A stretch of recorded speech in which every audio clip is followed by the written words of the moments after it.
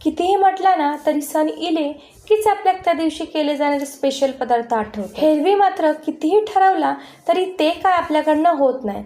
जसा की ही पुरणपोळी, होई नाही तर पुरणपोळी नाही आणि पुरणपोळी नाही तर होई नाही, असा काय होता.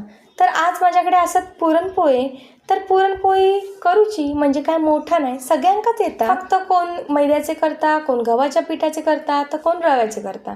मी पण आधी मैद्याचेच करायचंय, पण जेव्हापासून कळला की मैदा आपल्या आरोग्यासाठी बरं नाही, त्यापासून मी काय मैद्याचे करणे नाही, गव्हाच्या पिठाचेच करते. गव्हाच्या पिठाचे पुरणपोळी करताना मी काय करतोय, पहिला पीठ छान चाळून घेतोय, नंतर हळद मीठ तेल घालून पीठ भिजवून घेतोय, नंतर 15 मिनिटं त्या पाण्यात बुडवून तसाच ठेवतोय.